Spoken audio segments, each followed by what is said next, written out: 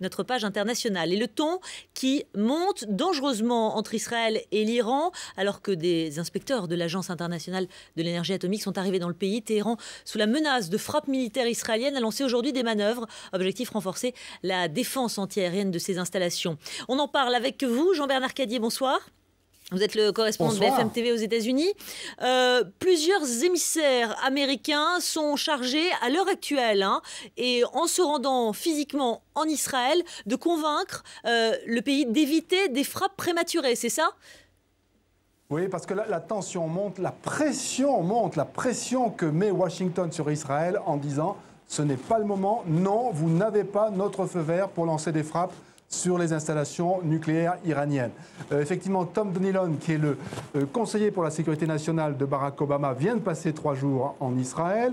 Le général Dempsey, l'officier le plus gradé de l'armée américaine, le chef d'état-major, a dit hier à la télévision « ça n'est pas prudent, ça serait déstabilisant si Israël frappait maintenant les installations nucléaires iraniennes ». Le raisonnement américain, c'est que le danger n'est pas imminent. Pour les Américains, il y a en gros, ils ne le disent pas, mais on sent que c'est à peu près le chiffre qui circule ici, 18 mois entre maintenant et le moment où la fabrication du bombe atomique serait irréversible. En 18 mois, on peut espérer que les sanctions fonctionnent. Et l'autre raisonnement américain, c'est comme couper la pelouse, disent-ils. C'est comme tondre la pelouse. Vous coupez l'herbe, elle repousse immanquablement.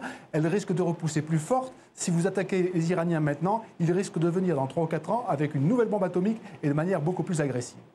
Alors Jean-Bernard, si on se place du côté israélien, eux assurent que le temps presse, que Washington ne comprend pas ce qui se passe au Proche-Orient et que le pays est aujourd'hui littéralement en danger.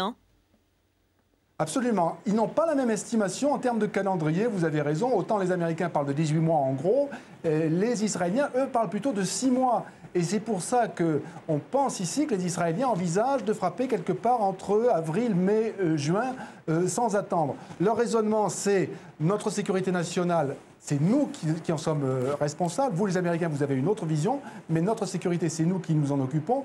Et tant pis si le problème se repose dans 3 ou 4 ans, comme vous le dites, vous, les Américains, il vaut mieux que l'Israël ne vive jamais sous la menace d'une bombe atomique. S'ils ont une bombe atomique, on ne pourra plus jamais changer le régime, on ne pourra plus jamais vraiment se défendre contre eux. Jean-Bernard, on a donc bien compris que les risques politiques seront importants. Sur le plan purement technologique et même militaire, j'ai envie de dire maintenant, y a-t-il de vrais risques pour Israël s'il attaquait l'Iran ?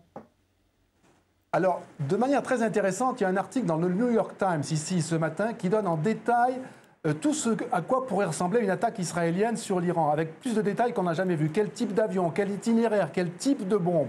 Et l'idée de cet article, ce sont des hauts responsables américains qui, en fait, profitent du New York Times pour lancer le message suivant aux Israéliens: vous n'êtes pas sûr d'y arriver. Il y a des problèmes de logistique. C'est à 1600 km de chez vous. Vous ne pouvez pas faire ça d'une traite. Il faut des ravitaillements en vol. Vous n'avez pas assez d'avions pour ravitailler en vol. Si vous avez des ravitailleurs, il vous faudra encore d'autres dizaines d'avions pour protéger les ravitailleurs. Vous n'y arriverez peut-être pas forcément. Des détails aussi sur les bombes. Vous n'avez pas des bombes suffisamment puissantes pour percer les bunkers iraniens. Vous avez des bombes de 5000 livres. Il faut des bombes de 30 000 livres. Vous voyez, on rentre vraiment dans le détail. Le message du Pentagone est le même que celui d'Obama. C'est une opération que vous ne pouvez pas forcément mener tout seul.